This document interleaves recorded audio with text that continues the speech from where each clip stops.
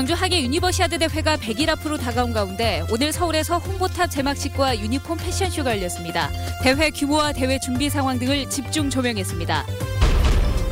과거도 헬기 사고로 순직한 해양경찰관 4명의 합동 연결식이 오늘 국민안전처장으로 엄수됐습니다. 아침밥을 챙겨 먹기 어려운 대학생들을 위해 전남대학교가 반값에 아침밥을 제공하기로 해 관심을 끌고 있습니다. 수사기관이 개인정보를 훔쳐보거나 통신자료를 무차별 수집하는 것을 막기 위해 국회에서 입법 활동이 추진되고 있습니다. 여러분 안녕하십니까? 오는 7월 3일에 개막하는 광주 하계 유니버시아드 대회가 꼭 100일 앞으로 다가왔습니다. 조직위원회는 붐 조성을 위해 홍보전에 시동을 걸었습니다. 공식 유니폼도 공개됐는데요. 패션쇼 현장에 취재기자가 나가 있습니다. 김민정 기자 전해주시죠. 네, 광주 하계 유니버시아드 대회 유니폼 패션쇼가 열리고 있는 서울 신라호텔에 나와 있습니다. 30분 전쯤 열린 패션쇼를 통해 조직위원회는 기능별로 분류된 80여 종의 공식 유니폼을 처음으로 대중에 공개했습니다. 현장에 윤장영 광주시장이 함께하고 있는데요. 잠깐 연결해 보겠습니다. 네, 오늘 오전에는 광주에서 유니버시아드 홍보단이 발족을 했고 그리고 오후에는 서울시청 앞에서 홍보탑이 시작됐습니다. 이제 이 패션쇼를 통해서 이제 광주 유니버시아드 대회가 실전 체제로 들어간 것 같습니다. 광주의 빛이 세계로 미래로 펼쳐나갈 것입니다. 시민 여러분과 함께 하시면 충분히 광주는 해낼 수 있습니다. 감사합니다. 네, 감사합니다.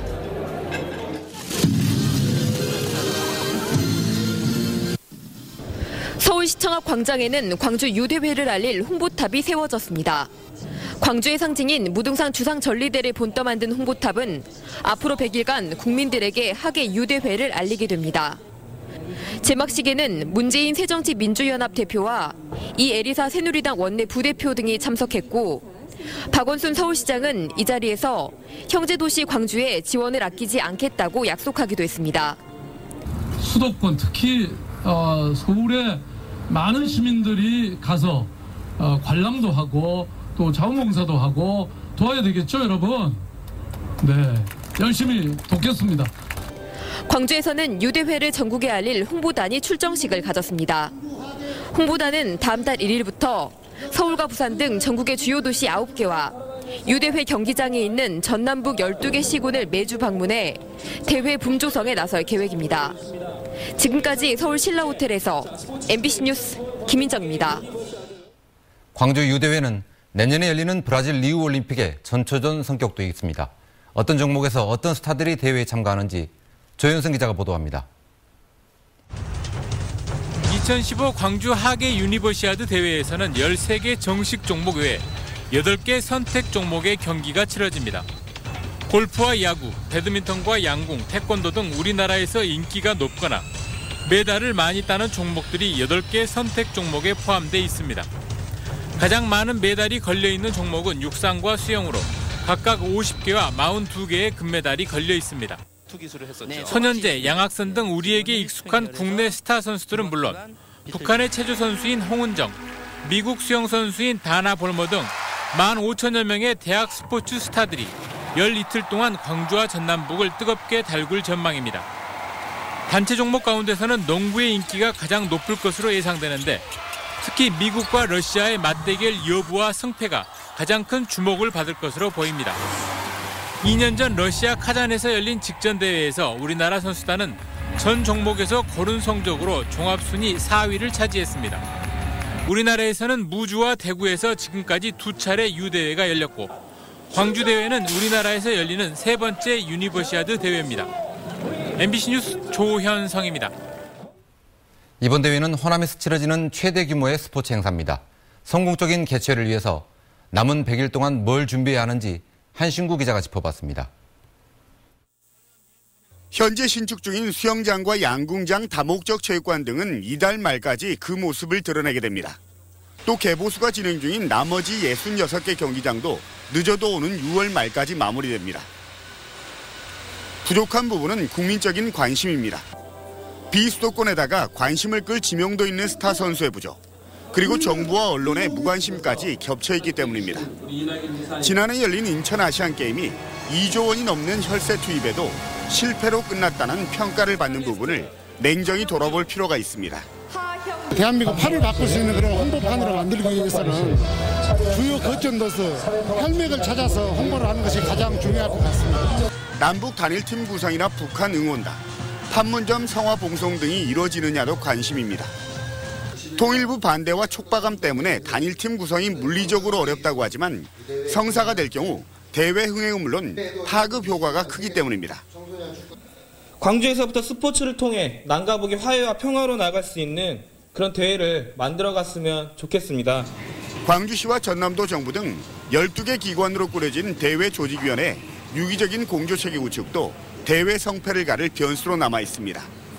호남에서 치러지는 최대 규모의 스포츠 행사라는 광주 하계 유니버시아드. 성공 개최와 도시 이미지 제고라는 두 마리 토끼를 잡기 위한 본격적인 다름질에 속도가 붙고 있습니다. MBC 뉴스 한신구입니다. 강원도 헬기 사고로 순직한 해양경찰관 4명의 합동 연결식이 엄수됐습니다. 가족과 동료 그리고 지켜보는 시민들도 울음을 터뜨렸습니다.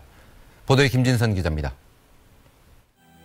몸이 불편한 아버지는 막내 아들의 영정을 어루만지면서도 이 자리가 믿기지 않습니다. 늘 아버지를 걱정하면서도 돌진한 아들과 부인 생각에 힘이 난다던 29살의 고 장용훈 경장. 장 경장이 아직 바다에서 돌아오지 못한 가운데 4명의 순직 경찰관들의 합동 연결식은 눈물로 치러졌습니다. 분명히 웃는 얼굴로 출근할 거라 우리 모두는 생각했습니다. 하지만 하루가 지나고 이틀이 지나고 서해 해경본부 목포항공대의 맏형으로 마지막까지 조종관을 놓지 않았던 고 최승호 경감.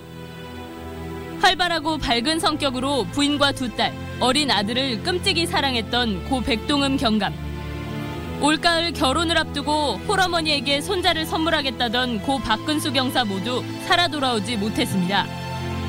장의위원장을 맡은 박인용 국민안전처 장관은 이들에게 1계급 특징과 함께 옥조 군정훈장을 추서하고 영면을 기원했습니다. 당신들이 목숨 바쳐 그토록 지키고자 했던 소중한 가치들을 이제 우리들이 지켜나가겠습니다. 지난 13일 어린이 응급환자 이송에 나섰다 가거도 해상에서 헬기 추락사고로 숨진 이들은 국립대전현충원에 안치되며 해경은 실종된 장용훈 경장을 계속 수색하고 있습니다. MBC 뉴스 김진선입니다. 다음 소식입니다. 전남대가 구내식당에 아침밥을 반값에 제공하기로 했습니다. 금액으로는 1,000원입니다. 아침 먹고 힘내자 이런 취지라고 합니다. 이계상 기자입니다.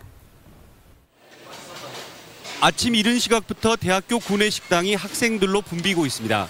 아침 식사를 거르고 나온 학생들이 수업을 앞두고 밥을 챙겨 먹고 있는 것입니다.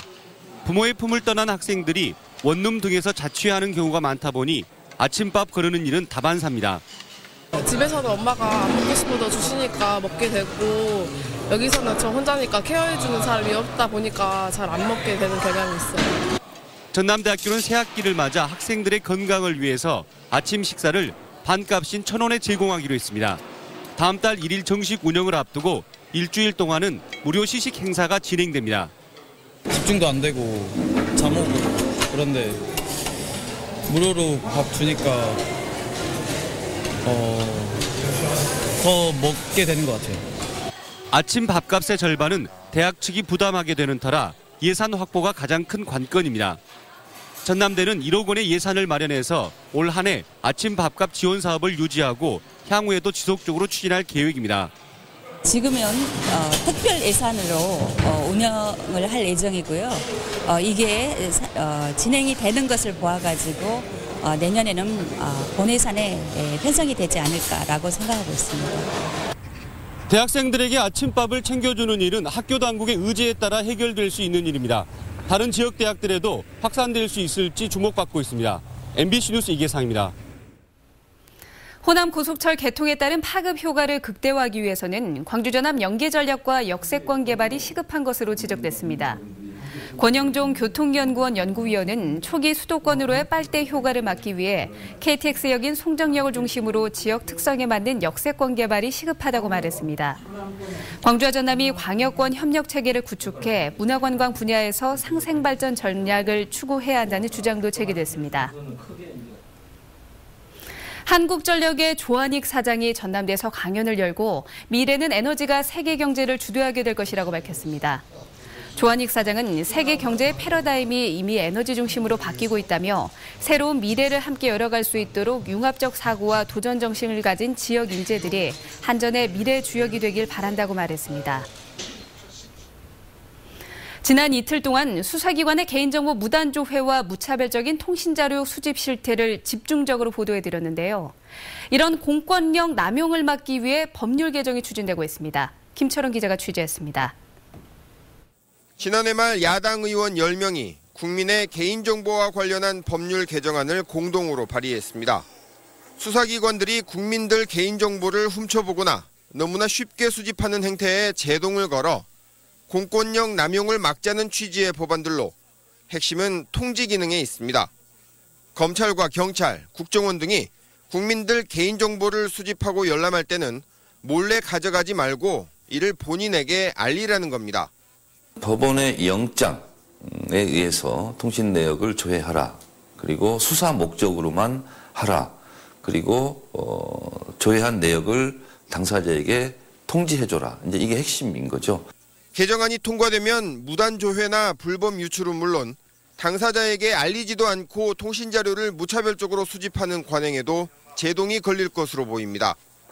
국가가 국민의 기본권을 제한할 때, 특히 국가가 국민의 프라이버시를 제한할 때는 법원의 통제하에서 하라라는 대원리가 충족이 되는 그런 상황이 되겠죠.